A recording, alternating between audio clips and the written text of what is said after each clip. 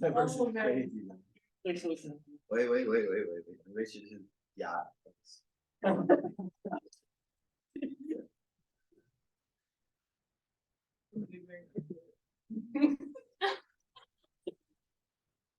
Okay. Oh, I'm a child. Okay. I think we're all straight. All right, Okay. should we just get started? Yeah. Okay, Sure. so welcome everybody. I like the small crowd that it's gonna be nice and intimate. We'll get a lot done. So our spotlight artist today is Tom, and he'll be singing us a little sun. He's been little jingle. Yeah. Right, sing it away. So today we're gonna be doing a lot of like vocal stuff as well as recording stuff. So I chose a song that I thought would kind of touch on a lot of topics we're gonna talk about today, such as like falsetto versus chest voice, like switching between that kind of stuff. Also during recording, like how to control your syllables and stuff like that. So I chose the song, but because it includes all that, it also makes the song really hard to sing. So I practiced like right now. So yeah, it might not be the best, but I'll give it a try. So the song I'll be singing is "Loving You" by Michael Jackson. No.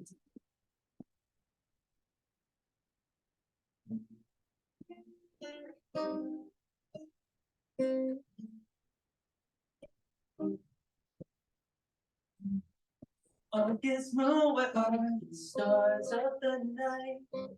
Promise me too soon, 'cause you've been clouding all night. And the way moving inside, not well staying, babe. 'Cause I've been feeling down and weak, and there's clouding in my head. So going out to some restaurant, I'll stay open, babe. I'll be loving you.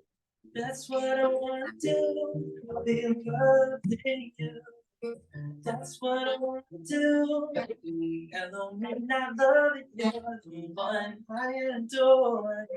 I'll be running till the stars don't know more. If it's cloudy or blue, I'll stay here with you.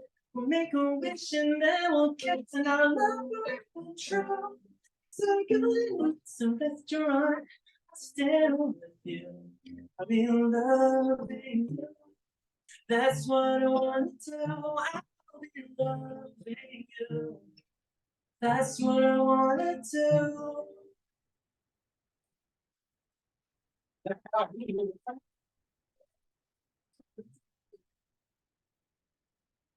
Great work, Tom. Great Yeah. work. I love it.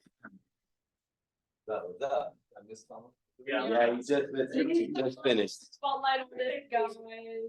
We want to hear all y'all's beautiful voices. Yeah, nobody signed up except for John.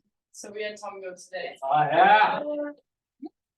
But yeah, please look for Spotlight Artists. It's just a fun little way to, get your music out there. Is it originals or like covers? Whatever you want. Whatever. I'd say mostly originals, but if you want to do a cover, that's fine. It's fingerprint. Oh, hold on, I'm teaching first. Yeah. Really announcements. No meeting next week because fall break. So our next meeting will be Friday, the 27th. Yeah, next Thursday. Well, Next we're- No, next Thursday. because Thursday's fall break, so we're doing Friday. I'm spewing this. So yeah, Friday the 27th, I think it is. And that day we're gonna start producing. Intro to production. Kevin's gonna teach us- Production, Mixing. mixing. I thought we were doing mixing. No, mixing is first. Mixing. We've done producing. Huh? Wait. Anyway, whatever is. We'll do something. Yeah. We're producing. Yeah. You ready?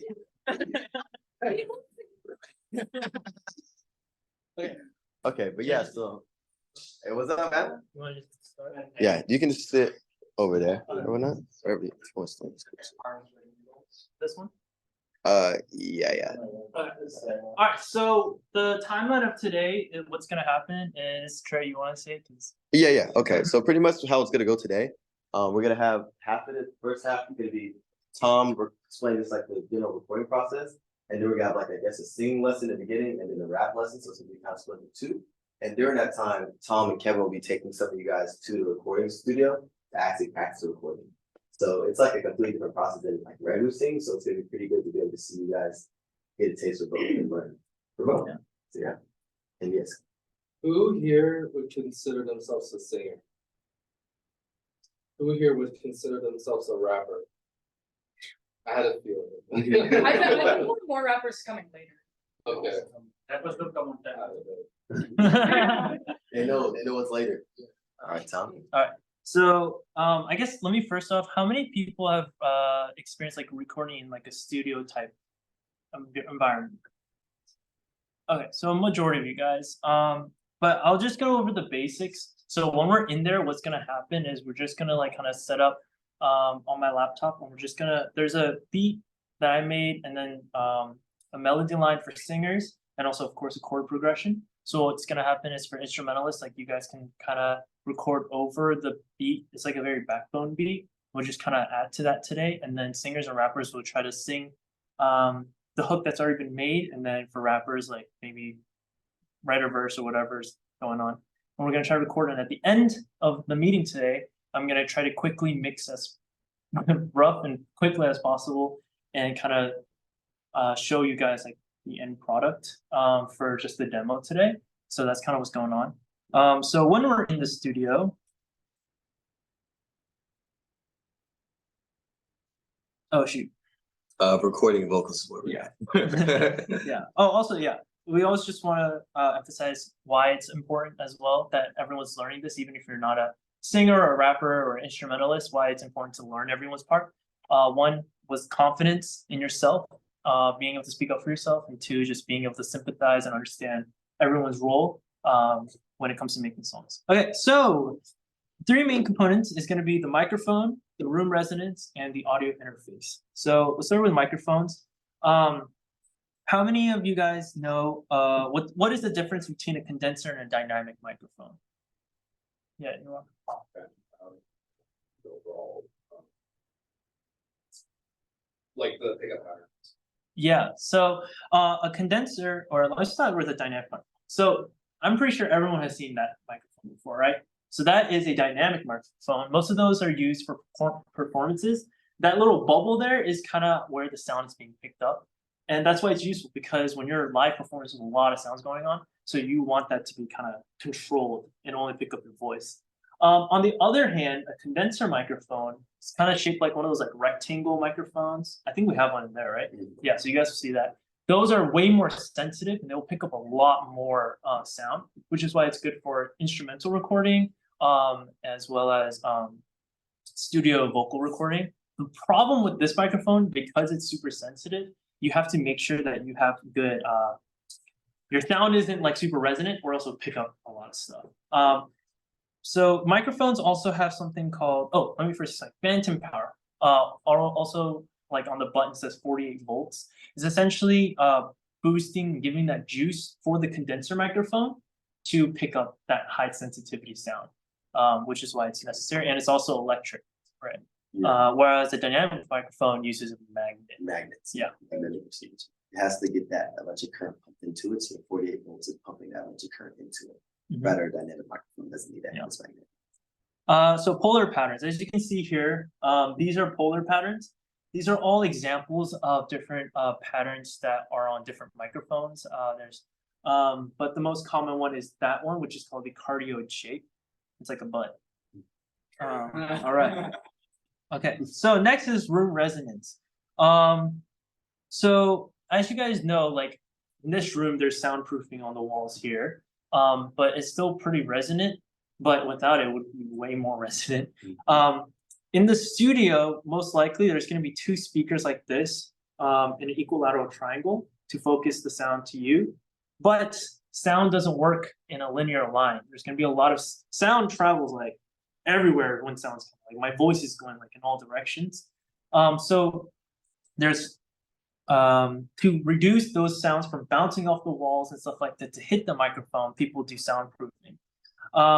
But when you're a broke college student, you don't have the money for soundproofing, so we got to kind of compromise with that. And a way to do that is one, you can get like a you can get one of these, which are pretty cheap. I don't really necessarily think it's necessary when you're starting out. I think it's more important the location and the position that you're recording. So like I think there's a common myth where people record in a closet, and that's a big no-no. Because closet is a very closed space, so sound will bounce way more quicker in a closed environment that's really small. But you also don't want to be in a really large environment because then the sound will echo and resonate through the halls. That's why in like big churches and stuff.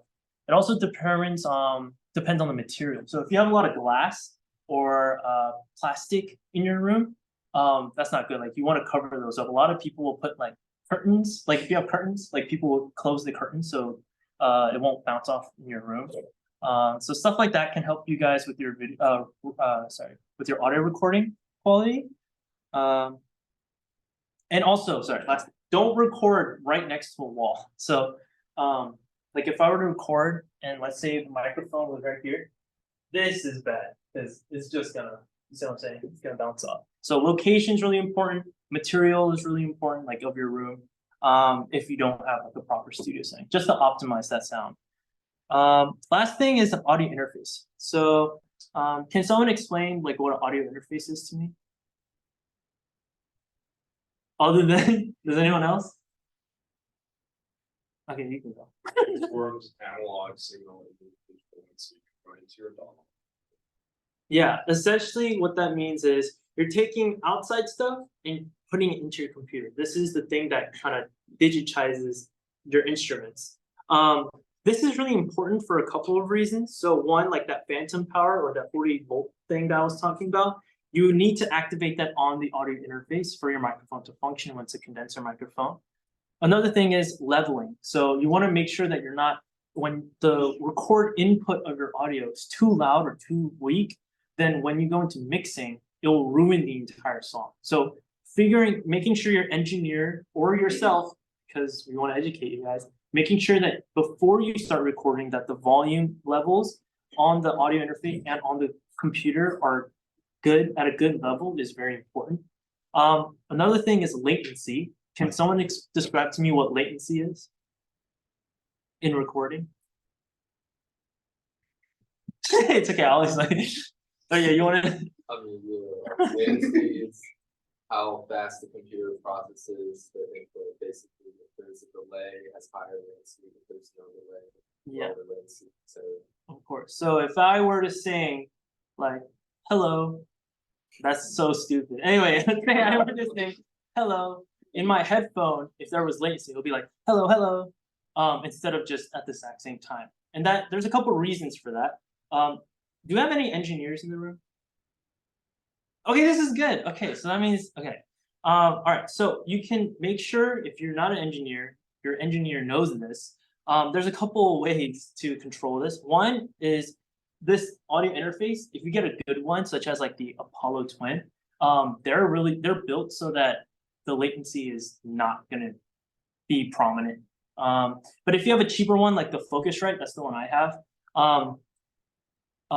There are 3 ways to control it. One is if you have a lot of effects or plugins or pedals or something like that going in at the same time, that can make your computer like bug out. So sometimes what you want to do is you want to turn it off when you're recording and then turn it back on when you want to hear back to it. That way it'll reduce that sound. Another thing you can do is increase the buffer size. So buffer, when it comes to engineering, it's essentially how much the computer is processing at a given point.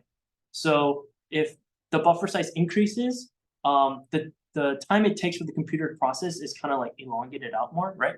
Yes. Right? Okay. Yes. Just making sure. go. Okay. Yeah, I'm trying to like simplify it. Yeah. Essentially, it's making it so that your computer's not working as hard, which allows it room to kind of process that instrument or vocals that's coming. And last thing is, I know on Logic there's a low latency mode. So sometimes I don't know if other DAWs have that. But if you if you find the low latency mode while you're recording, it'll automatically adjust everything I just talked about for you. I love technology. And then when you're hearing back to it, it'll turn everything back on. And then when you're recording, turn everything back off for you. So yeah, that's pretty much it. So Can I just say, I think one main thing, you pretty much said it, but I just want to clarify, so like when you're recording, with buffer, low buffer size when recording, and then up the buffer size when playing back. sorry. Yeah. I effed that up. No, you said it pretty correctly. Yeah. But yeah, just to Yeah. clarify, yeah. And also, like, if you, like, I don't know about, I know Logic does it, Ableton does it, but like, when you're choosing a buffer size, it should tell you the delay, it should tell you this. Yeah. Yeah. Does anyone have any questions? I know this is like. It's a lot of technical information. And you're about to see it. Yeah, When so you I know I first- just like kind of sped through that. It's because I want to show you guys rather than just me sitting here and watch, like allow you guys to record something and watch what I'm talking about. Like hear the delay, hear the latency, hear the difference in all that stuff. So so that's it for me. I think I'm gonna take the first group. Okay. Does anyone want to go in first? Okay. Didn't say That- instrument. Oh, sorry. Yeah. Yeah. We're gonna take instrumentalists first. Instrumentalist who wants to go in first? Okay, then I'll take you three, and then we're gonna come back. You take the other. 4, 5, 6, 7, 8, Two. 9, 10. I was thinking for like 20 minutes. Oh. Yeah. Okay, and then we'll come back and we'll switch out, and then they're gonna start teaching vocals.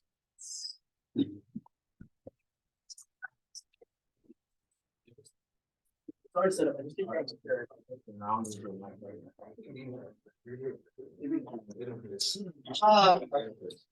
Like video though? Oh, you can. Or if you want to bring your hand, I can show you your code on the M2.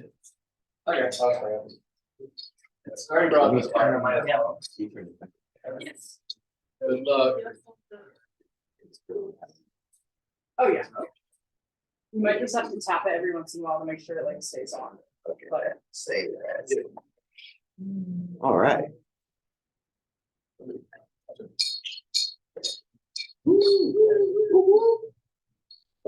John, can you leave? Right. The room open. Yeah, it's unlocked. What? You walked in right when. Oh, yeah. Okay. Let's see here. How y'all doing? Y'all ready to sing? Okay, cool. So pretty much I'm gonna get y'all singing. If y'all, anybody here, I guess, nervous to sing? That's great. Okay, good to hear. Thank you. Okay, so pretty much what we're gonna do, we're teaching singing today. We're recording your vocals. So I'm gonna start with just kind of, I guess, like why you should care about like learning more about singing. So I think knowledge aspect of it, as we always like to go over, what I have down is it'll help you learn how to sing in an effective and healthy way and help you further develop your voice. So that's pretty much what we're here to do, is help you guys develop y'all's voice so you can be better singers. It's plain and simple. Confidence, obviously, the more you practice, the better you're gonna get. So the better you're gonna feel when recording, and more confident you're gonna get in your voice, the more you're gonna develop your voice. And then the big thing I want to think about is when like empathy, is in almost like in the kind of producer mind spec. If you're working with a producer, this kind of helps with the flow because you're able to understand like terminology that most singers know. And so let's say it's like we have the terminology like falsetto, like which is going, we'll talk about that a little later. So being able to be like, hearing the record, so just like, oh yeah, you kind of hit that falsetto incorrectly. Just knowing what that is will help out with the process so that you can actually move more seamlessly, not just be like, oh, that didn't sound good, you know? So it kind of helps with communication. That's what we're all about. All right. So I'm just gonna give you guys like a general like overview of like what we're gonna be teaching today and how it kind of I guess like relates to recording and how they differ. So for today we're gonna be teaching y'all mainly some vocal warm-ups. And why we do vocal warm-ups is because hello. Cheers. Oh yeah. So why we pretty much do vocal warm-ups because it helps you, your voice is just like any other muscle. The more you work it out, the better it gets. And just like any other muscles, when you guys work out in the gym, you know, y'all actually usually preferably warm up, you know, get your muscles warmed up, nice and ready to work out. So that's pretty much what vocal warm-ups does. It loosens and relaxes your muscles in your throat and honestly in the upper region to get ready to release tension in the body the main thing with singing is we want to release tension. I think that's the main thing that the main point I want to get at is releasing all that built up tension. That's usually what affects and causes like voice strain. And with vocal warm-ups also helps you to minimize the risk of any injury. We don't want to tear up y'all's voices, so that's a good warm up. And then also for today's lesson, I kind of want to, I guess, clarify that recording is really different than like live performance. So today we're going to teach you guys more techniques on like live performance. So like, let's say you have a song you recorded with Tom. Now it's time, you're on the stage, you're ready to sing in front of a bunch of people. We're going to be giving you guys techniques on live performance, because that's very different than recording. There's a lot of different things to do when recording, like this. What's up, man? How you doing? Sorry, No, come on in, man. We're just talking about singing right now.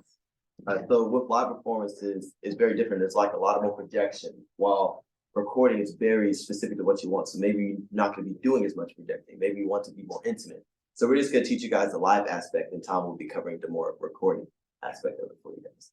All right. Okay, so also a little disclaimer. I kind of talked about this earlier. So the big things we want you guys to do: relax, be understanding, and have fun. So singing, we all know, is very vulnerable. You know, a lot of people are more nervous to sing, especially if you haven't done it a lot. So we want to make this kind of that safe environment for you guys, you know, all get to know each other and just understand that it's a learning process. Like, we're all at different levels. Some people have been singing for years. Others is your first time. And that's great. So don't be too hard on yourself if you're do these warm-ups, if you're not understanding, or if you don't understand this, please ask me.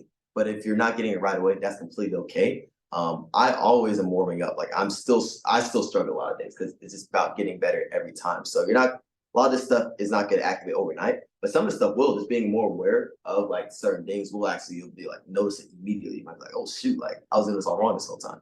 But yeah, just kind of keep that in mind and also have fun. Like we're here to teach y'all. We're chilling, you know. So yeah, y'all have fun with this. All right. So are you guys ready to actually, you know, start going? All right. So the first thing we're going to talk about, which is very important, we're going to start from the basics. What you need to do: breathing and stance. So if you guys don't mind, I guess I'll have everybody stand up. All right. All right. Okay. So does anybody know, like, anybody want to give me like what you think a good stance is for singing? Okay. Yes. So you want everything from like your shoulders to be aligned with your waist, to be aligned with your hips on down. And like a good guideline, this isn't 100%, but it has to do with like men versus women. If you're a man, you want to make sure you bring your pelvis back a little bit. And if you're a woman, you want to try and bring it forward. Because generally men kick their hips forward and women kick them back when they slouch. But you want to make sure it's like this is in line with this, is in line with this. You're right. When you do that, it's gonna, your abs are gonna start sort of pulling, almost like your belly button is gonna kind of come back to your spine. All right. No, you're good. No, that's pretty much, yeah. No, you're right. So yeah, with stance, it's all about, first thing I want to say, stand up. Obviously you can sing sitting, but pretty much like what you talked about, when singing, you want that good posture to be completely lined. You want to be like lined up from almost like a rod in a sense, so that you can have full like breath control and breath support. So when you're sitting, it's still good. Like if you're still able to sing, people who are experienced and stuff, they're still able to sing really well sitting down. But pretty much like if you just see like me sitting, usually I'm more like slouched, you know, so my chest is caved in. So this already like down, like losing a lot of support that I get. Like if I were to like probably sit and sing, I'd probably be a little bit more upright. This looks really stiff, but like a little bit more upright, feet kind of more planted. But just especially starting out, it just helps to stand as far as like posture and be able to like really perform well. All right, so I would say stand, feet about shoulder width apart, hands by your side, you know, kind of more straight in posture, but not too stiff, like we're not in the military, you know. So just kind of more relaxed. It's all about relieving that tension. Grounded, knees maybe slight, not like this, but like just not buckle, you know. So it's kind of like buckle your knees. Don't buckle your knees. There's a good chance you will pass. You could faint, yeah, you could faint. Nobody's gonna be fainting here today, Yeah, but you could faint. Yeah, we don't want that. So yeah, we don't want that. And hands by your side, the main thing is to relax. So I'm gonna go into breathing with that and pretty much continue that relaxing pattern. So does anybody know? Well, I was gonna ask, does anybody know like where you should breathe from? But I really just kind of put it right there. So when you're breathing, you want to breathe from your diaphragm. So your diaphragm is that muscle right there at the bottom. It's pretty much around the lower, kind of in this area. I call it like low, almost not belly breathing, but lower abdomen breathing. So a lot of times what you see a lot of beginners is doing is they'll breathe from the chest. So it's when breathing, your chest, your shoulders will come up. Yeah, and Don't want chest that. breathing is like pretty much, we do a lot of chest breathing throughout the day because it's quick. It doesn't like require as much, it's less energy intensive. So a lot of days more shallow breathing. But when singing, you're gonna want to get an entire like complete like deep breath because you're gonna be holding notes and you want them to sustain as well. So I guess if everybody wants to kind of practice, I like to do this small little exercise to kind of help activate so you can kind of get a feel of like where the diaphragm is. So first I'm gonna have you guys just yawn first to kind of get your mouths activated. So if everybody just does like a fake yawn, just kind of like, yeah, it's been a long day, you know. So. You've got another one. I know. All right, another one. All right, so now we're gonna do is just I like to do a little cough, you know, this little. And when you put your hand on your Maybe stomach. put your hand on something and see if you can feel that contraction. Anybody feel that? Kind of feel around there. So that's what you. Okay, thank you. That's what you're gonna want to feel. That's the diaphragm area. So pretty much what I'm gonna have us do now is okay. Let me talk about one more thing. So don't want to chest breathe. That's bad. And you do not want to be neck breathing. All right, not even neck breathing, but straining from the neck. I think that's a lot of things that a lot of musicians who first start off, we all think, you know, you're singing, so it's all from here. We want to release all that tension because the way the vocal cords work, they're going like that pretty much. So they want to vibrate fluidly and smoothly. But when you're straining, you're tightening up. The muscles can't flow like they should, and that's how you get vocal strain. That's how you get injuries. So the main thing in vocal warm-ups, like I talked about before, is loosening that tension. So we want to practice taking that deep breath in, going to the diaphragm, and not just out like, but it's the diaphragm kind of expands all the way around. So I even like almost hold like my belly button like that. You can even feel like everything should be expanding all around us. It's not just. So put one hand on your chest and one on your stomach. And when you breathe in, if you feel your chest come forward, you're not breathing from your diaphragm. It'll come forward a tiny bit, but you should really be feeling your stomach come forward a little bit. And if your chest is going up, you're not breathing through your diaphragm. But it takes practice. So Yeah. if you're not breathing through your diaphragm today, that's fine. But that's if you really want to like get used to it, just try it and then like, because there I felt it in my diaphragm, and then there I felt my chest come up. Yeah. The more you do it, the more natural it becomes and the more easy you can like distinct, like tell like when you're doing it during singing. But yeah, definitely something to keep in mind. And then the last thing I want to talk about is not over breathing, under breathing. So a lot of people starting off, like we talked about, the shallow breathing of just you're not getting enough breath to support. You can also over breathe, you know, breathing in like it's your last breath before you start, like that's too much breath. Hello, what's up? What's up?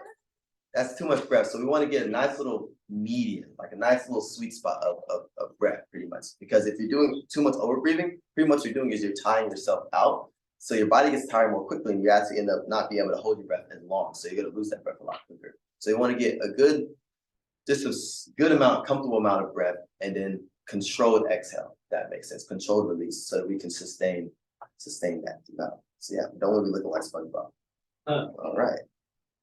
And pretty much next what we're gonna do is a little yes. This is my favorite.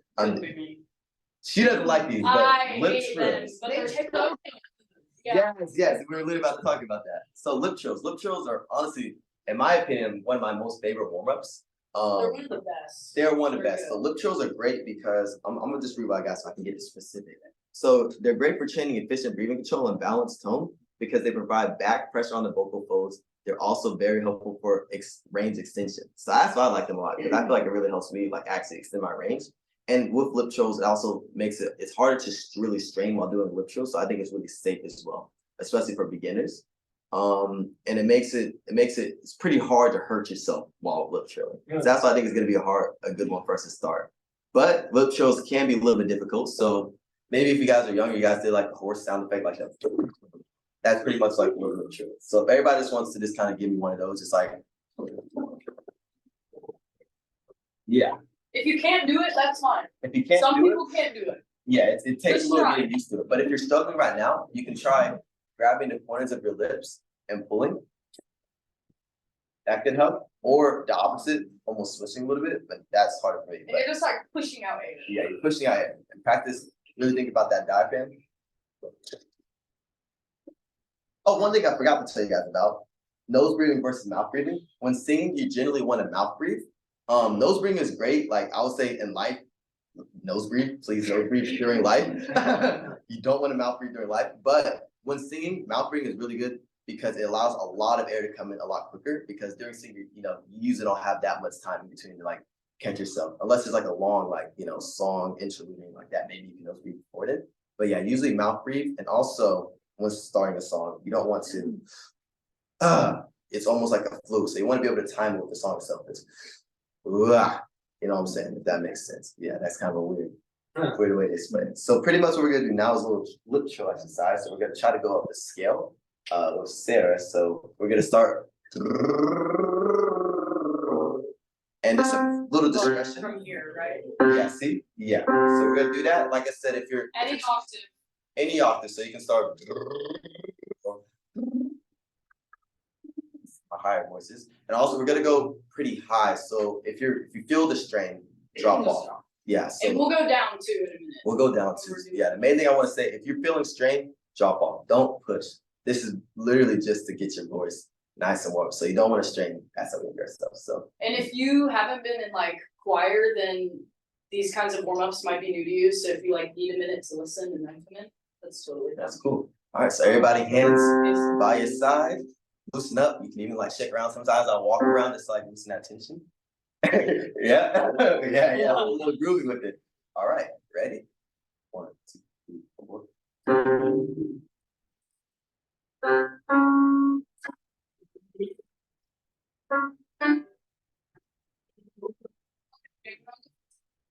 Do y'all want me to play like I was going up and then playing it again. Like I was going like the second What's the notes that require, like, I have experience playing warm-ups in choir before. Would you prefer if I, like each individual note? yeah, sure. Oh, okay, yeah. Sure, yeah. Yeah, let's do that. Thank you. So what it is. Oh, okay. Yeah. I'll do slowly.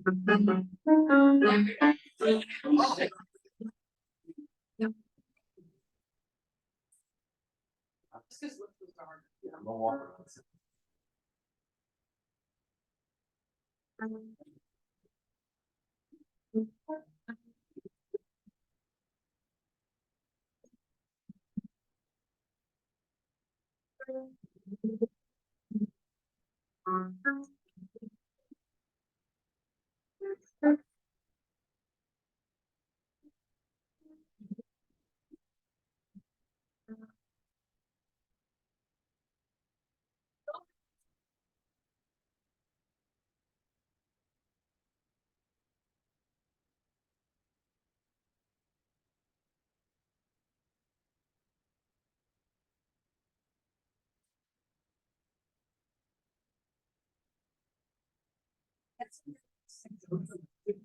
Good work, everybody. All right, guys, now we're gonna do the same thing, but we're gonna be going down. But little twist to help you feel it in your diaphragm.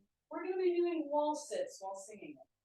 Wall sits. Now this is not like an athletic test. If you can only do it for a few seconds and then gotta come back up, totally fine. But it's just to help you get a feel for flexing your abs while you're singing. So just pull your chair away, grab a wall. Oh yeah, go right Oh, ahead. yeah, okay. I'll come back. Yeah, wall sits are great because it kind of forces you to move really back. What a move.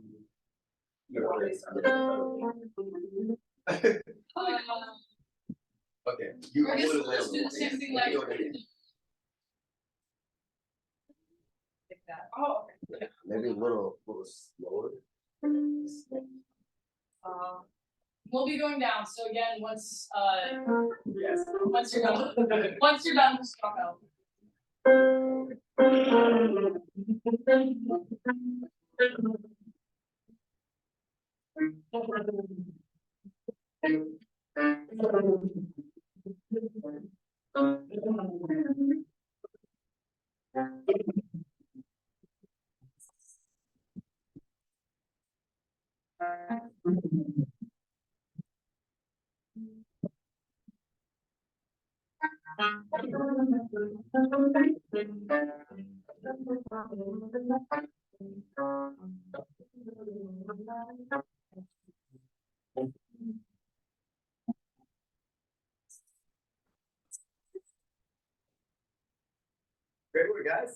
All right.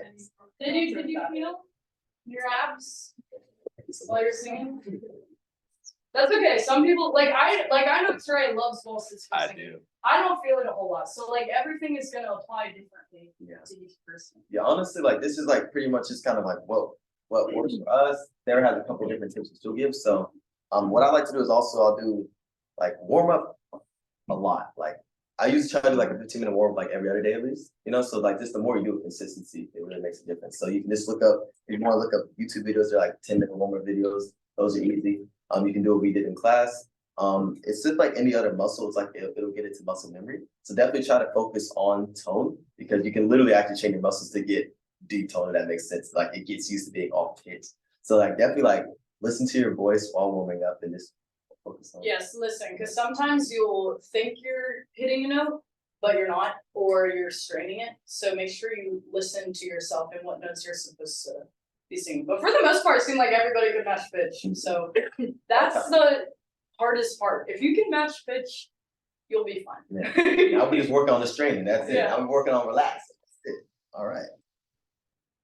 All right, now it's my turn. Okay, so we're gonna be talking about falsetto and head voice versus chest voice. Again, if you're a choir kid, you know about this stuff, but if you're not a singer, you don't. That's totally cool. But so first, falsetto and head voice. So, okay, so technically falsetto, so both of them are in your higher register, and technically falsetto is like breathier and head voice is like a richer, cleaner tone.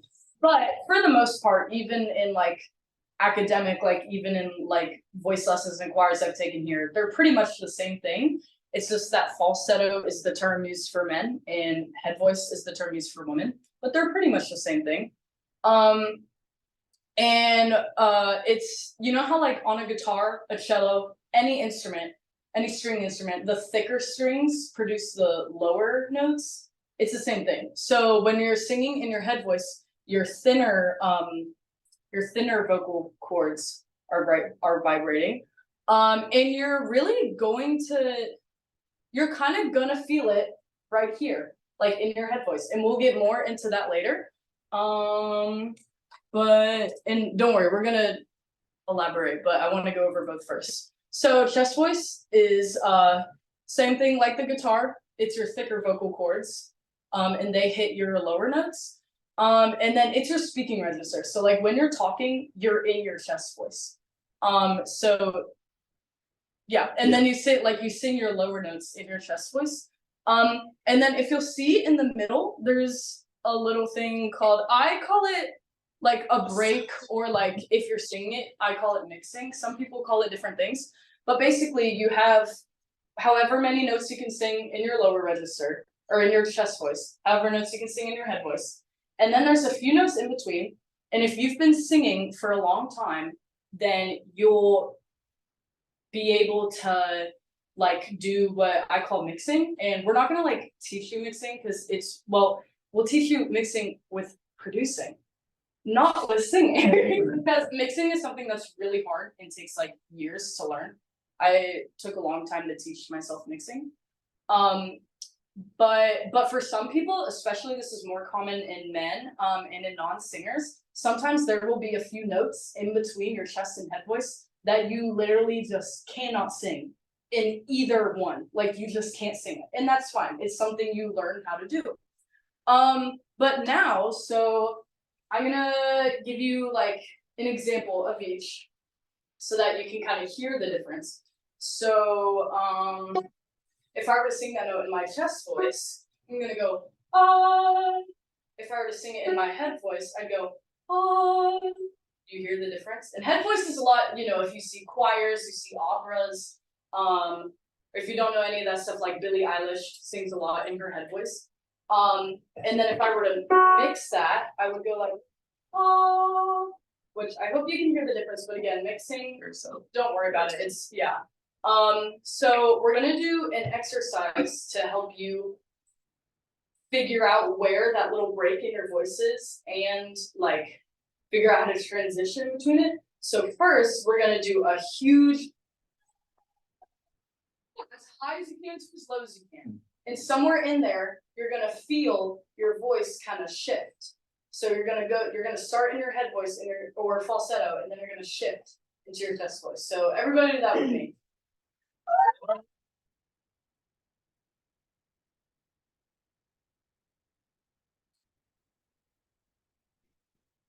Okay, so now we're gonna do the opposite. We're gonna start as low as we can and go as high as you can, and you'll shift from chest to head voice. So.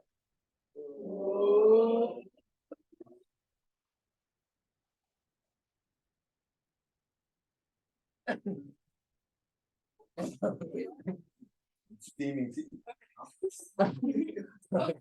So now we're gonna do a little warm up that'll help you figure out how to transition between the two, because transitioning between the two can be really difficult to get a hang of. And again, you're not gonna learn how to do any of this overnight, but keeping these things in mind are gonna help you like practice, and just keeping them in mind will automatically help you.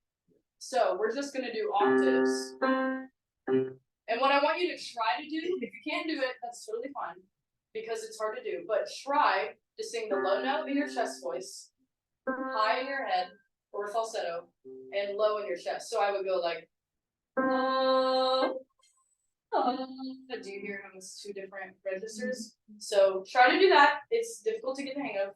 And for some people, it helps to like slide it a little bit more. And for some people, it helps to just go like, do, do, do. So it's really up to you. But yeah, we're gonna do that. You guys ready?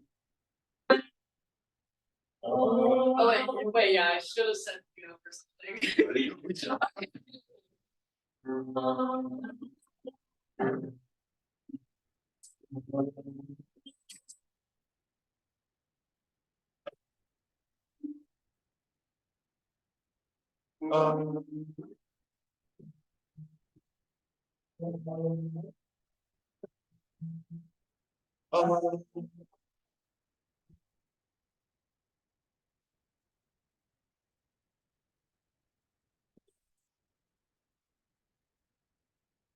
Yeah. Cool. But yeah, do you guys feel the difference? Yeah. Yay. Cool. Yay. Cool. Awesome. Okay. I don't even know what's next. I think it's okay. Projection versus belting. So a lot of people think it's the same thing. Oh yeah, you can sit now. I think we're done with warm-ups, at least for now. I think we might be like done. But so projecting versus belting, a lot of people think they're the same thing. They are not. And we're gonna go over the difference. And if you don't know what one or the other is, we'll talk about that. So belting is singing a note powerfully that is high up in your chest voice. You hear this a lot with musical theater. Sometimes in like rock music and pop music, but a lot of it is musical theater. So it's kind of, or when I was like figuring out what definition to use, I found another definition that I kind of liked that was like, it's like singing a note that you would usually sing in your head voice, but with the power of your chest voice. And we'll do an example of that, but there is a right and wrong way to yell. Okay, healthy yelling. If you are a singer, I want you to ignore that, because I don't want you to think of any kind of singing as yelling. However, that is technically what belting is. You know how if you yell a lot at a football game or whatever, your voice gets tired? If you're belting a lot, your voice is going to get a little tired, but it's healthy yelling. So it's not going to be quite as bad. But yeah, healthy yelling is more of a better definition for people that like don't know what belting is and aren't singers. And also for belting, we're not gonna like teach you exactly how to belt, but when you're practicing it, you want to think of it like a gas pedal. So you don't want to like throw a brick on the gas pedal and just go crazy for that note. Belting is something, it's a little gradual. Even if it doesn't sound gradual, it is gradual. So like, okay, if I'm throwing a brick on the gas pedal, and if I'm belting not healthily, which is pretty much just yelling, then I'm gonna be like, ah! What are two things wrong with that? You glottal. Oh, well, yeah, but yeah. Okay, so it's unhealthy, and it doesn't sound good. If you're singing, ah! You're gonna lose your voice. It's gonna suck. But if you're, but if you're belting, if you're going like, ah, that's a healthy way to yell. And if you want to look more into that, there are millions of YouTube videos to learn how to do it. some people can't belt like very well naturally, some people can't sing in their head voice very naturally. So it's, again, it's really all different for everyone. Put into your skills. Yeah, yeah. I'll take the next 3 that are interested in this. Instrumentalist, right? No, do we have more instrumentalists? Yeah. 1, 2, who else? 3, 4. You're also instrumentalist? I just want to see it. Don't worry, everyone's gonna be able to. Well, I guess is there Marabella does know a lot. Marabella, yeah, you can go. Marabella knows a lot. And I feel like- Hey, Is there anybody that needs to Wait, leave before 8? okay, Okay, yeah. take those 3. alright. Yeah. Okay, cool. Because I know you. No, yeah. Okay, Okay, but yeah, need to leave before. we'll do a group of 4. yeah, that's fine. Alright, no problem. Let it. All right, and that was pretty much all I had to say about belting. It's not yelling. It's it's not not yelling, guys. It's yelling. Wait, take my second. What do you have for you? Yeah, that's Alright, yeah. Alright, Bye.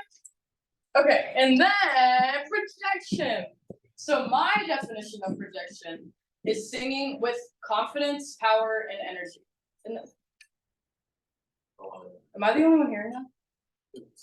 Oh, was okay. okay. I don't know, I was just like, it's okay. But yeah, sing with confidence, power, and energy. And but it's not necessarily singing louder. It's just in a different way. But yeah, rather than trying to sing louder, you try to use more breath support. So, breathing in through your diaphragm. Trey likes to use, like, pretend there's someone at the end of the room and you want your voice to go all the way forward. A good way to think about it is pushing your voice forward. But like a lot of people think that you have to sing in your chest voice to project, and you don't have to. You can still project in your head voice. Like if I'm singing like, ah, I'm not projecting. But if I'm like, ah, I'm still in my head voice, but I still projected both ways. And the volume, like it changed a little bit, but it's like, notice how I didn't just change the volume. You know what I mean? And then vocal placement. So with projection, you're gonna want to think of your voice being like in your like nose and like this little area. So what I want you to do right now is just hum and then like kind of feel all around here, and you'll feel where it's vibrating, and that's where you're supposed to like feel when you project. So just do that real quick.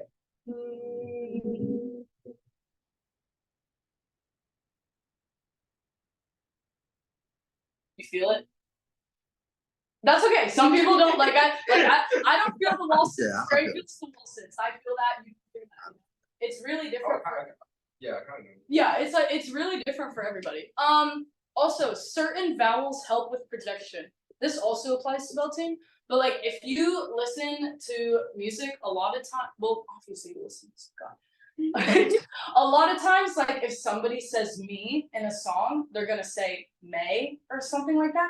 Because if you're projecting, it's a lot easier to sing on may than it is me. And there's just certain vowels that help because they open your mouth wider, and opening your mouth wider is always good. And then Not too wide. well, wide, not wide as in like wide as in like open. Like think of an egg in your mouth. But don't walk That's your how jaw. I think of it. Don't walk your jaw. Yeah. Like healthy wide. Yeah,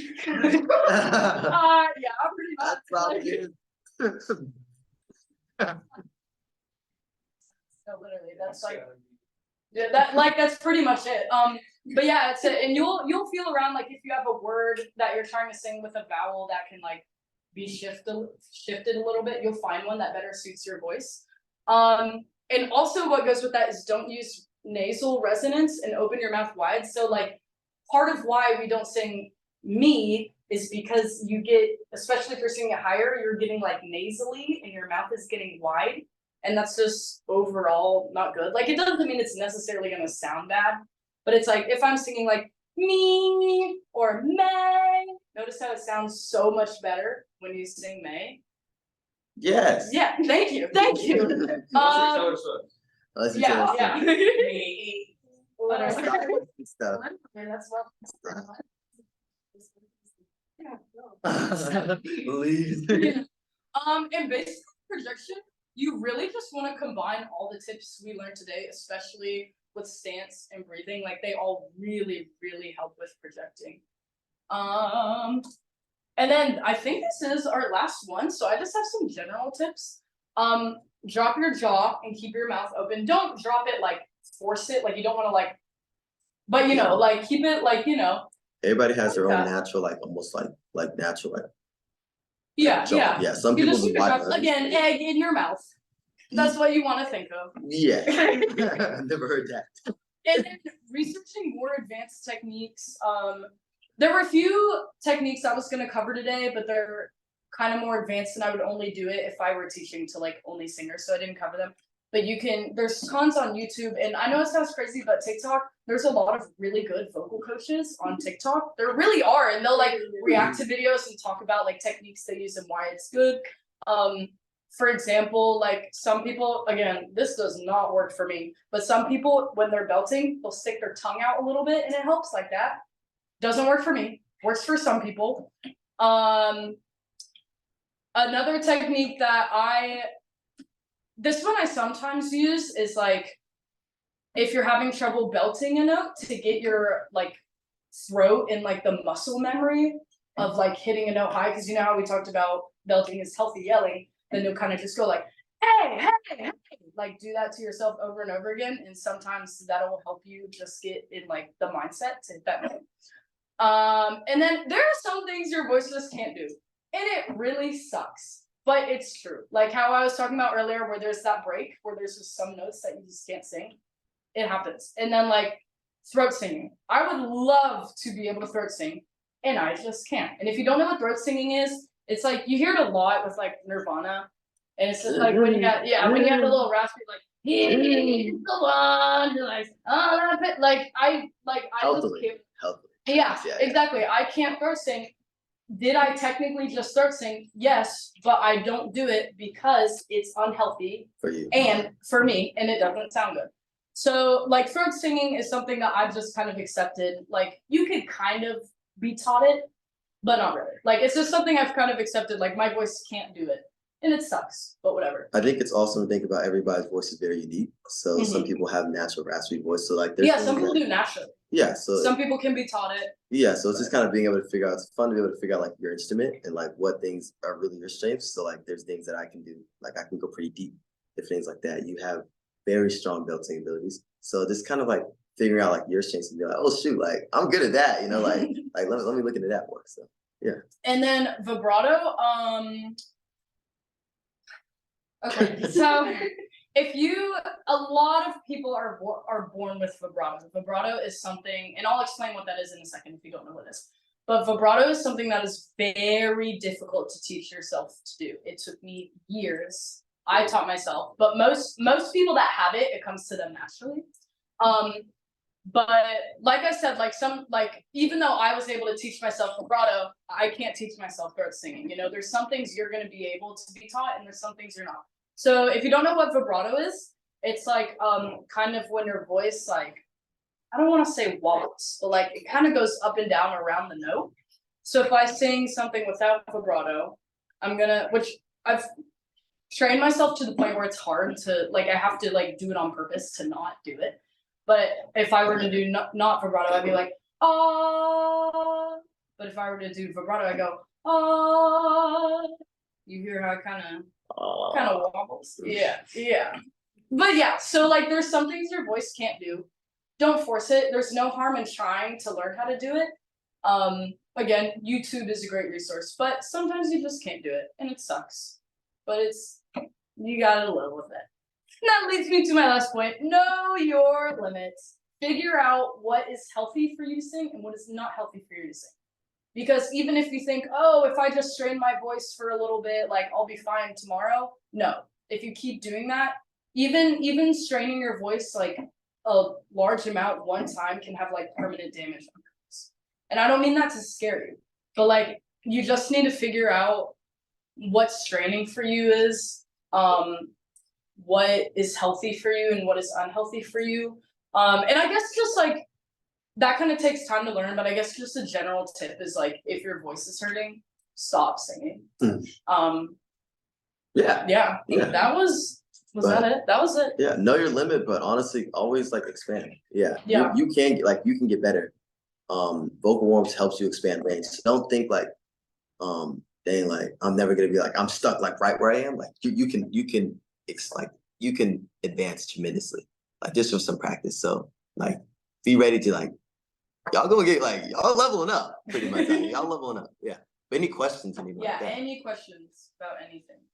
Any Yes.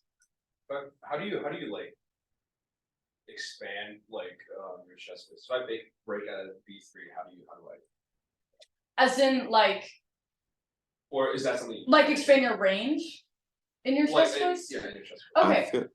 So warming up. definitely warming up.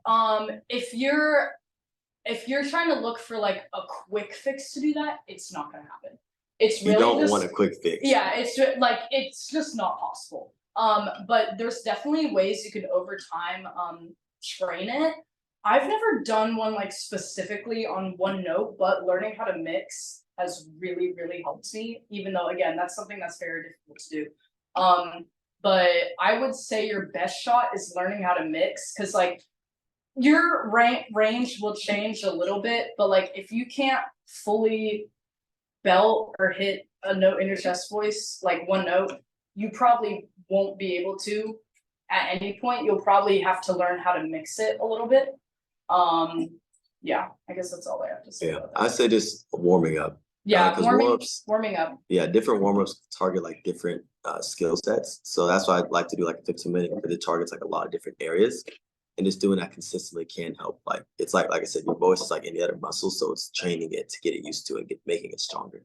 And like I talked about, like Just saying. if there's a certain like syllable you're trying to hit on that note, like if you were saying hey on that note, and you go hey, like to that note, that'll help you. That might help it, but again, that's I guess that would kind of be a quick fix, but it's like if you want to like be able to hit that note all the time, you want to learn how to mix.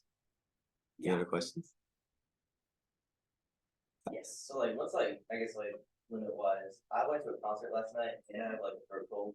Yeah. Is that like what I want to take? Okay, so I guess like you can always like I've done that too. Like I've gone like concerts, I scream, I just forget, and then I lose my voice. So like Yeah, saying like you can never yell at a concert, or you're not going to be able to talk in 5 years. Like it's not that crazy. like But- you even like as I think if you want, I just think in caution of like so I have to sing often. Like I'm in music class and I like to make music and I like to record. So like I would like use like to preserve my voice. So now I'm very conscious. Like when I go to concerts, I'll do like a fake yell. I'll be like woo, you know, rather than like because like Yeah. that's gonna like ruin my. I'm gonna be done the next day. So it's kind of like I guess if you're trying to preserve like your voice as far as like if you're using it often, you're trying to get better at singing.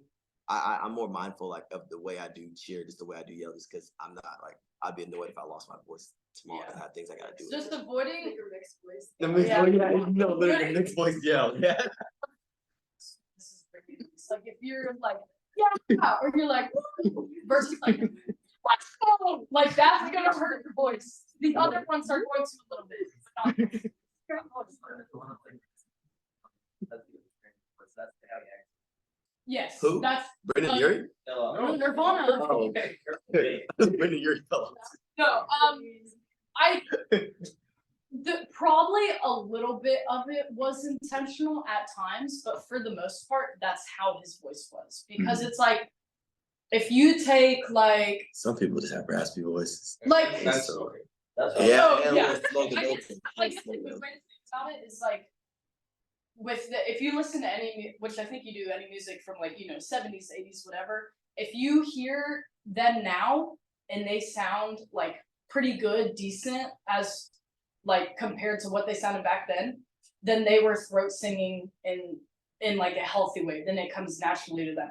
But if you listen to what's his face, Tommy Lee, is he Motley Crue? He sounds terrible now, and that's because he was straining his voice and doing it on purpose. You get what I'm saying? So if you need a feel for like, in terms of like being able to hear like what's natural and what's not, just figure out who sounds like shit now and who doesn't, and listen to them back then and see how it compares. Like Bon Jovi. Yeah. And then this kind of go again for the like helping your voice sing. I always lip sync when I'm at parties and stuff. I also have to sing often because I'm in choir, and my choir professor kills me if I lose my voice. So I lip sync all like the whole night. And people, well, I guess it depends on what activities you go to. But most of the time, people around you are going to be under the influence, so they're not going to care if you're lip syncing. They're not going to notice. They're not gonna know. And then didn't you say something about like what you should do now? Yeah, I mean, like, I guess just like don't push it. I think Let it heal. if Just chill. if you have like a significant amount of pain for more than like 3-ish days, you should probably go on like full vocal rest. Go see a doctor. You might have what are called Strep. roads. Check, bro. Strep. You don't get strep from yelling. Hey, It is. I'm saying it could be a symptom. Like you could have caught stress. You never know. You could have caught stress. like I had so, Mhm. But you did yell like the other. well, yeah, but it was hurting that bad before. So, like, Oh, so he probably just extra hurt it. He just has strep. Mascot. But yeah, just as soon as possible. Obviously, don't go yelling again. But for the most part, you can talk pretty normally and it'll come back to you. Also, a lot of people think when their voice is messed up to whisper. That is like the worst thing to do. Do not whisper.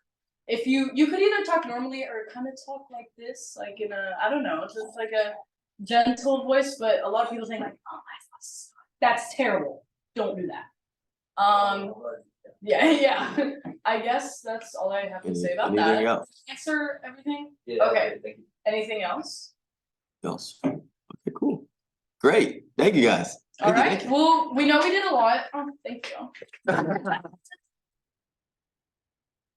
We know we did a lot, so we'll take a 5-10 minute break, and then we're gonna get into rapping, which I thought there would be more rappers. But this will be great. This would be great because, Yeah. like, you sing, you can benefit from learning about rapping. If you rap, you can benefit from learning about singing. Also, with the rapping, we're not gonna like make you rap, so don't worry about that. Yeah, Hey, no. we're gonna be making you freestyle. Yeah, we're gonna be. Yeah. You'll see. But yeah, so I guess be back here at like 7:12. 7:13. 7:13. There we go. Yeah. Really? Yeah. Well, okay, that. Be back Let me on fill up Maribella's my birthday. water. And then during that Donnie Trey, you can get hooked up. Takes like a second. I'm gonna go let Tom and Kevin know that we're going to start rapping. Just let them know. Thank you. Thank you guys for listening. I hope you learned something and had fun. We walk. Sorry, Dan, you walk. I walk. Where'd you walk? Jesus. Okay. That's $100. Trey. Yeah. Yep. 7:13. Yeah. So how do you feel? I've never been. Oh, I felt so bad. I was like, like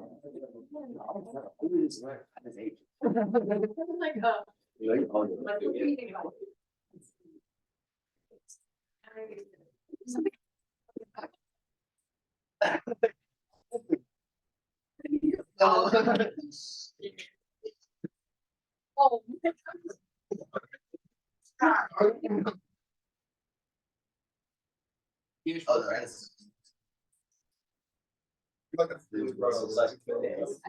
Yeah. Yeah, we're gonna use recording. Like we did a little presentation about like recording. Like so you got here.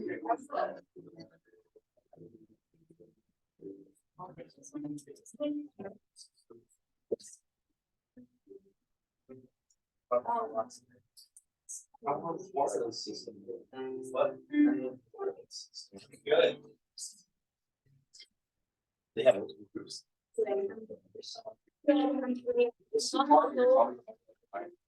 You always. What? Especially with like.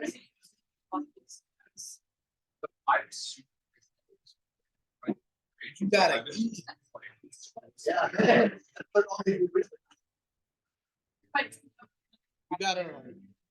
gotta have something that you can take with.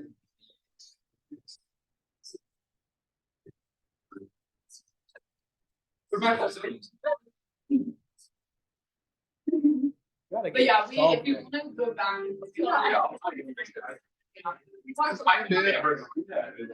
Roll bar, Yeah, that was part of the. anything, something to carry around.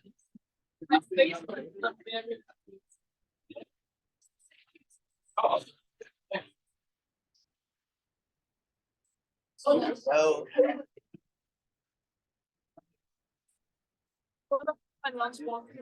That's right.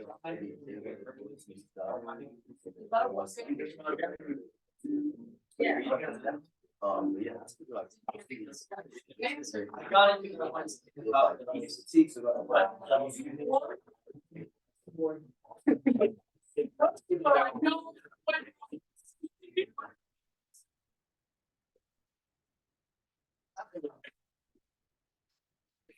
that's more than I do during the day. So you look so Because I am. I used to have to eat 3,000 calories a day. But now I just get, I'm busy, so I don't. Eat apples all in the morning. Yeah. I know.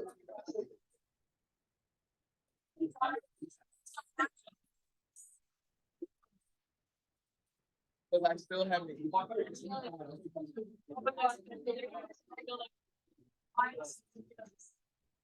Oh, that's how I make all my. At least you have a method. Some people waste their lives.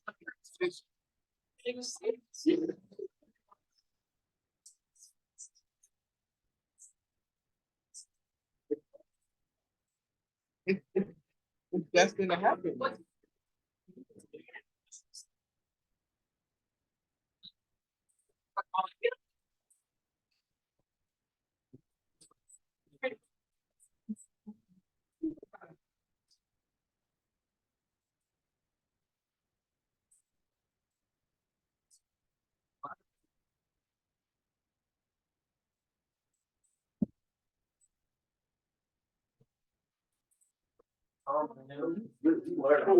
It's like a lifetime.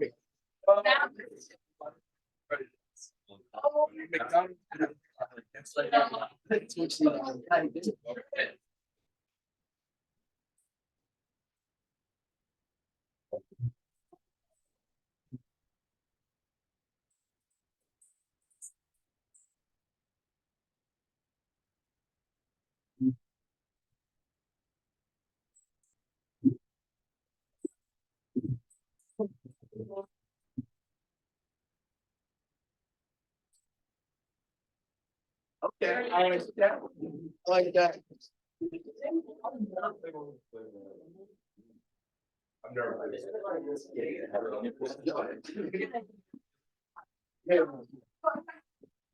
In my dreams, I know I can like know the sound of it. You know the sound? I don't know what to do.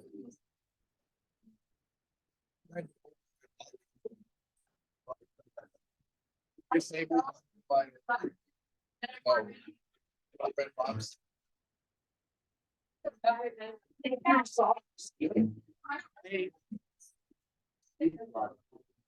I've had it sometime grew up because we had like maybe like 30 minutes from our house. So we went to, like, weekend. I'm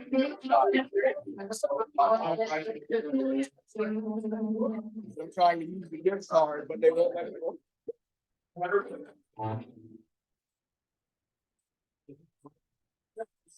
We're running around like.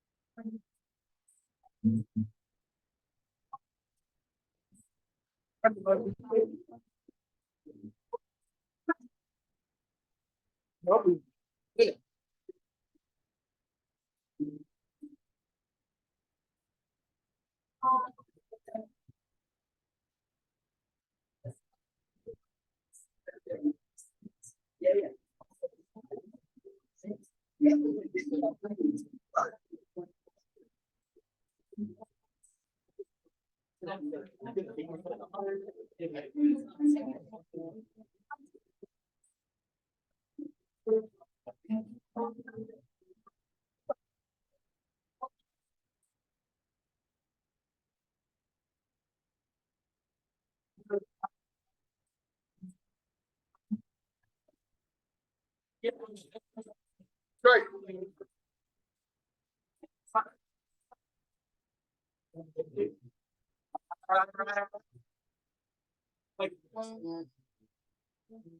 All right, so we're gonna get into traffic. We're gonna get into traffic. I know. We're gonna get back to in a second. What? How about we bring chairs to the table? Oh yeah, we're gonna sit back. If y'all don't want to sit, y'all just want to sit. We just want them to bring it back so now we don't have to do it later. Oh yeah. Here's yours for you. Yeah, and there's probably like 2 of the chairs that won't fit on the outside of the floor right now. so we Wait. can There, Exercise. but yeah. Oh. We can take your help. Okay, I don't even know like. Yeah. Like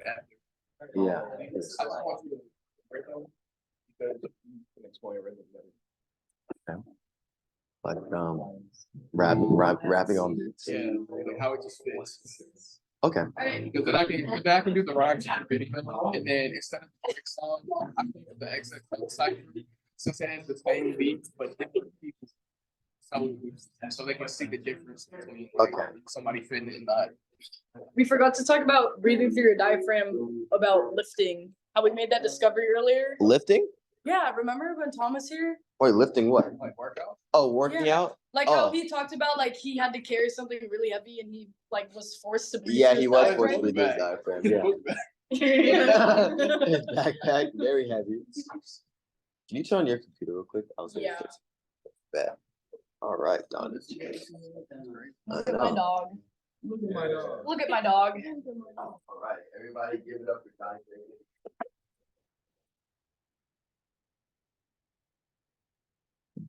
I'm gonna do it anyway.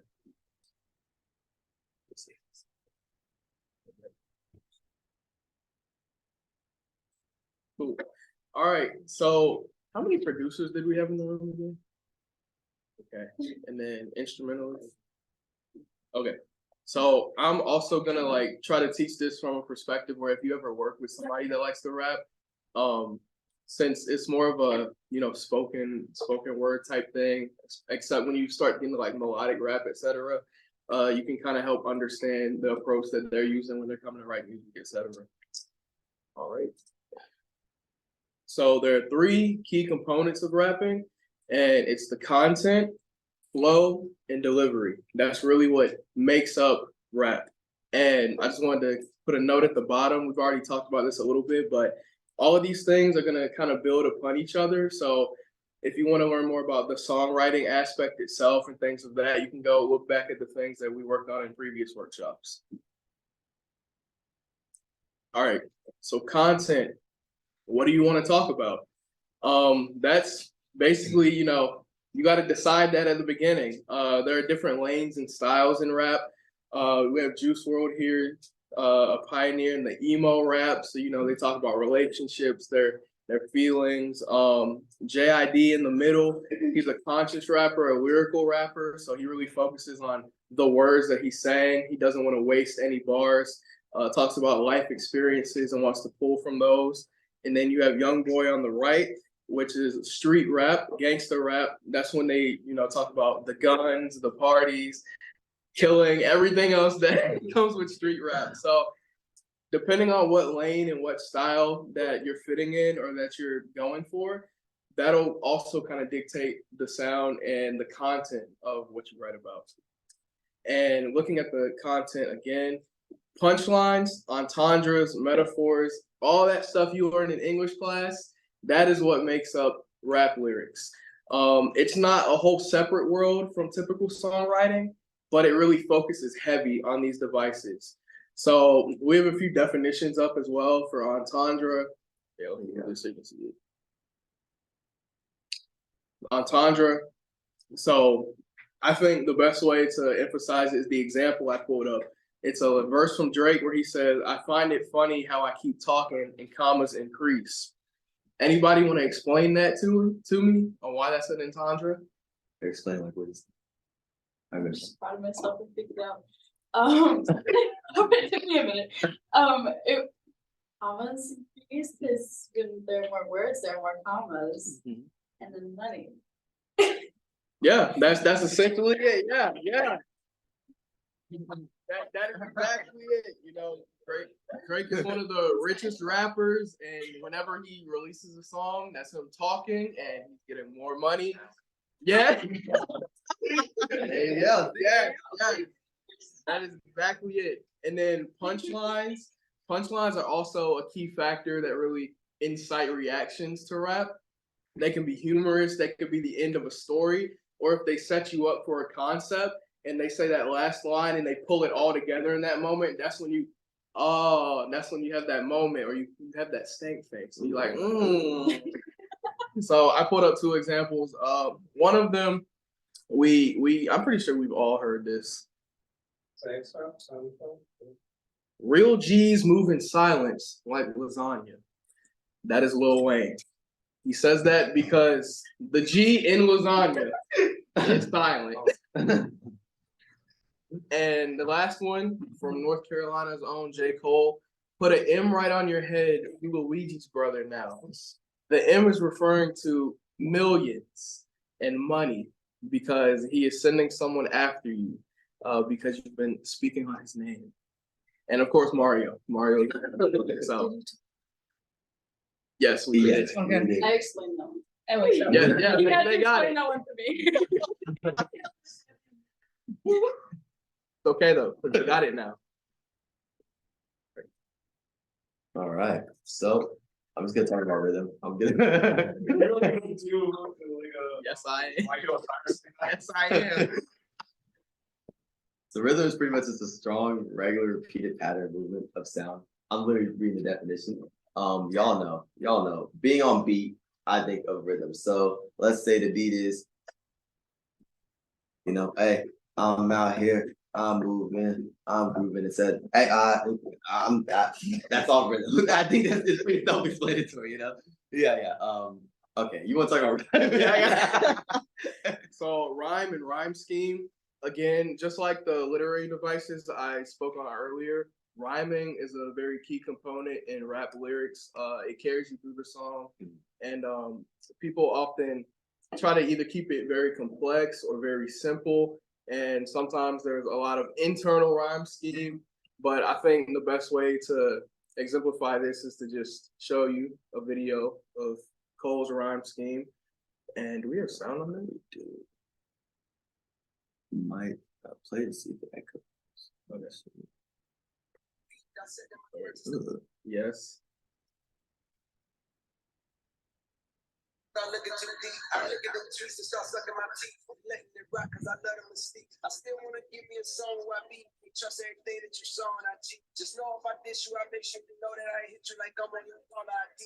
I'm in that album to fall off, it's pretty ironic, consider it fall off from me. Still in this business, you think they So like I said, if you pay attention to all those highlighted words, you'll just see internal rhymes and ending rhymes.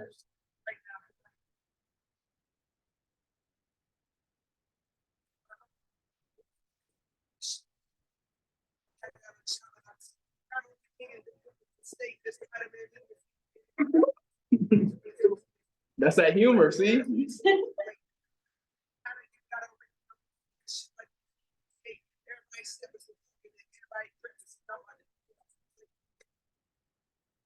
I show up, it's motion, pick the block for us to go for the golden pin, the spot rushing. Spray this whole shit up the crop duster. Not brush up, get crazy, get toes out of it.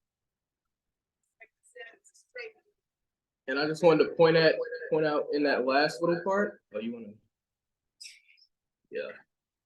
All right. So I just wanted to point out in that last little part, going back to what Trey mentioned about the rhythm, he switched up his flow in the last part.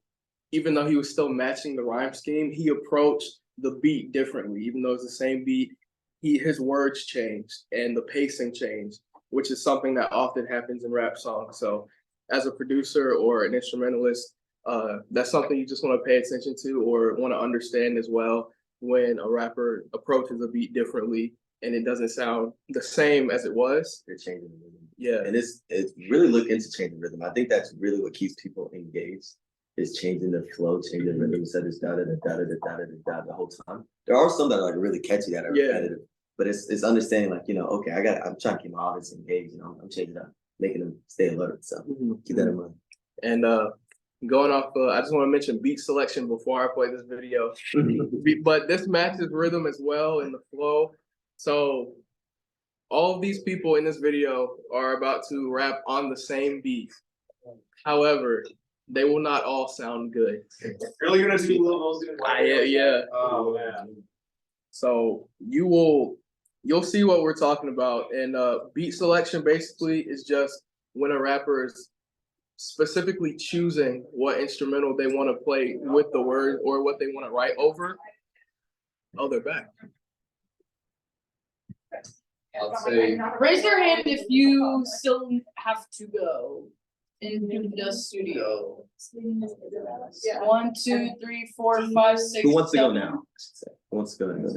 Well, I was just trying to think how many more people they have to get in there. Oh, okay. So you have 7, I believe. So we need pretty much two groups left. Yeah. So who would like to go, I guess, our first? first group is I don't. basically who's the least patient. So who's the least patient? Who wants to go ahead and get in? Don't be shy. Don't be shy, yeah. Also, you technically only have 35 minutes to get both groups. Yes, but we can go, that's why I said if people that are least patient can go over here Oh, and do more work. So like, if you go now, you'll have to maybe finish earlier. If you go later, you might have to stay longer, but you'll have more time to like do your thing. Does that make sense? All right, now who wants to go now? Nobody? Maybe we just. I mean, Mind. Okay, maybe we just. Are most of y'all cool staying like after yeah, work? all your cool are staying like a little bit after 8. We can just finish this and then y'all can do that. If y'all want. Yeah. Okay, good. Okay. Oh,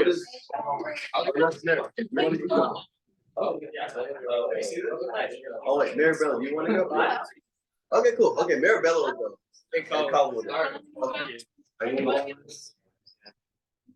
well. You want?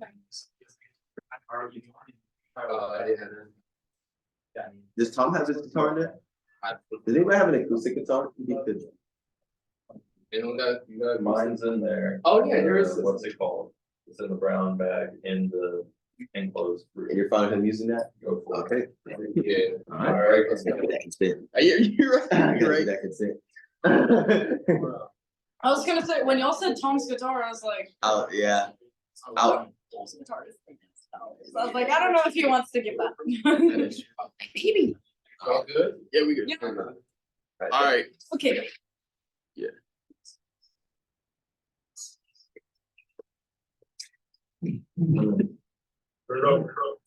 Let's see if I can. Give me one second. I want to see something just like. I'm gonna take it. With the button. Alright, let's see if it's. No. Okay. Baby. No. Okay. Okay. Just gonna play the. Just gonna play the here. I want to get up on that. Let's. Did you try like switching from the audience? I did. Wait. Actually, okay. 1 sec. This we got some time. Let's see. Oh, also the Travis Scott concerts. Oh, that's why. Also That's probably- why. I know like every rapper is there right now. That's not. Pick the worst kind of.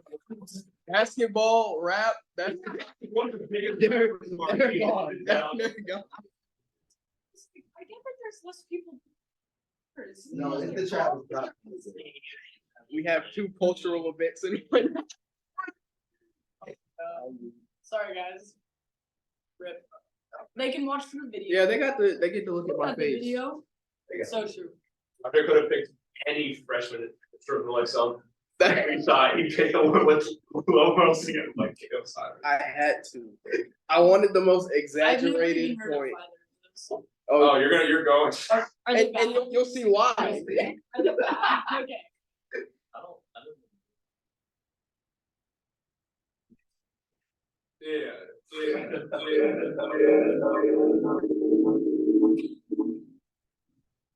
What in the world?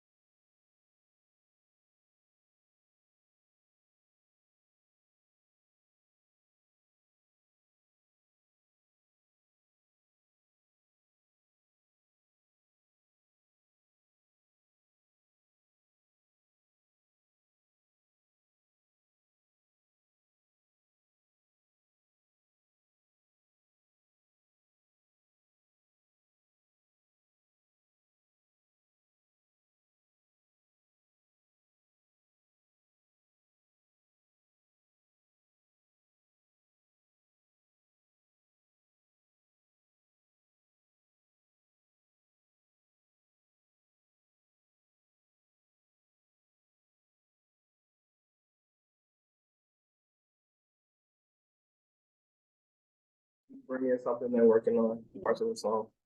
But yeah, as you can see, same beat, two very bad approaches to that beat, and then two very excellent approaches to that beat. Keeping the rhythm, changing flows, or keeping the flow the same and the beat changing the background. So there's different elements with rappers and their relationship to the music that they're rapping over. Right? Not you, video. Come on, please. Thank you. Oh, unmute yourself. Fantastic. It is. Yeah. It's just right. Traded it. Oh. And then the last key element is the delivery. This is really where things pack a punch. The content, the flow, those really hold things together. But the thing that hits or makes people want to listen is the delivery and how it comes across to people. So enunciation and pronunciation. This is a more nuanced thing, but typically rappers will want to get their words across. They want to make sure they pronounce everything that they're heard. But there are also different types of rap where they might intentionally slur words, or what they're saying isn't really the highlight of what they're trying to do. So if you think about early Lil Uzi, EXO Tour Life, it's more about the like that. He's focused on what he sounds like, but not what he's saying. So it's not as important for him to pronunciate those words. Cadence and tone, that's what Uzi would focus on in that case. So he's not focused on his words, he's focused on what he's sounding like.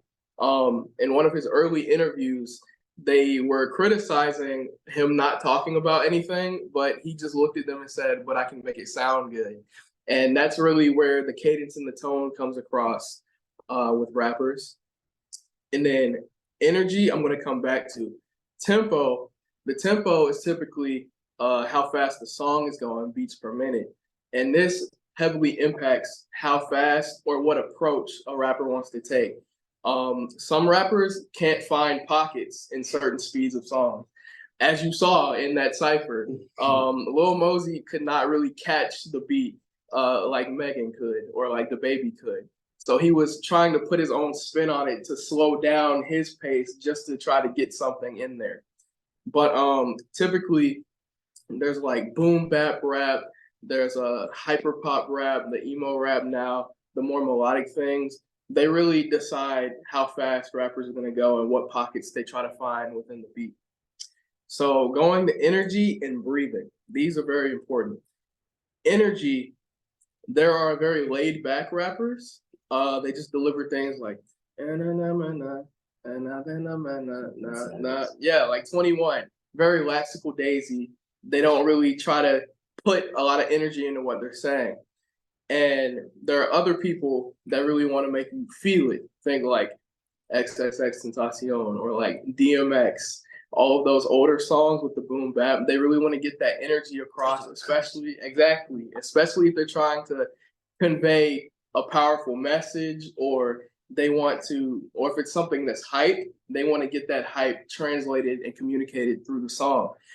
However, energy also when you're recording will be different as well, because you have to be considerate of the sounds that you'll hear coming through the microphone.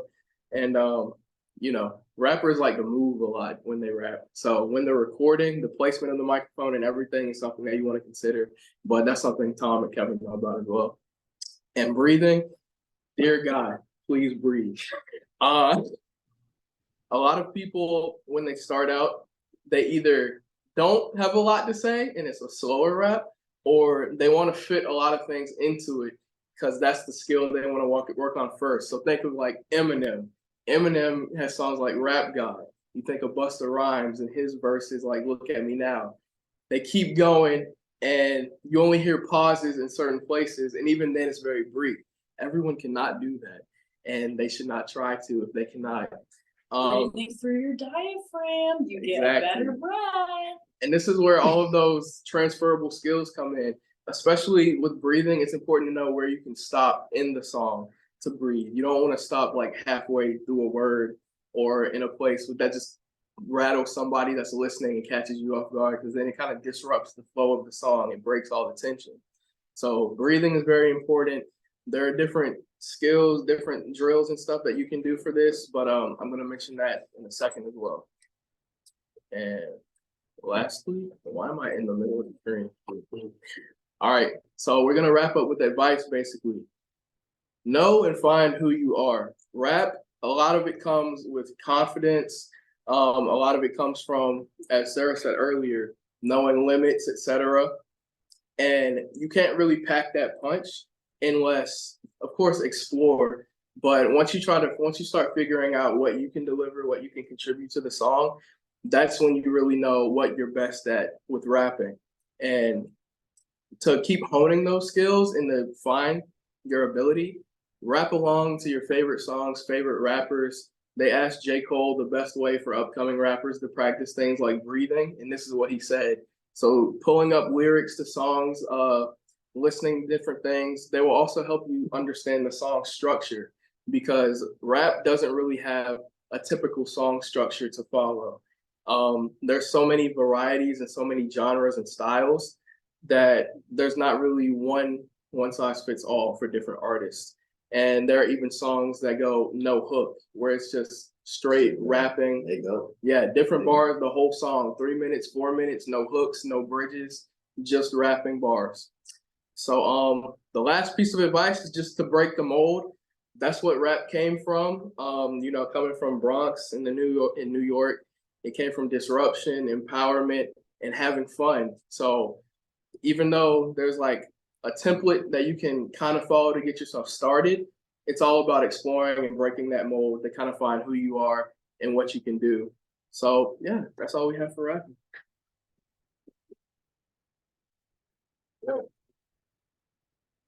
What's next? You're up next. That's it. Sure. All right, well, thank you guys for coming, and I guess now if you guys wanna jam a little bit, or, And then we're gonna get y'all recorded soon. yeah, Once yeah. next week comes, so we can just chill. Or any questions actually? Y'all got any Oh, questions? yeah, so true. Donnie Turkey 16 right now. Do you want me to end this? That's crazy. I'm in on examples it. I pulled up the rhyme scheme was Andre 3000 on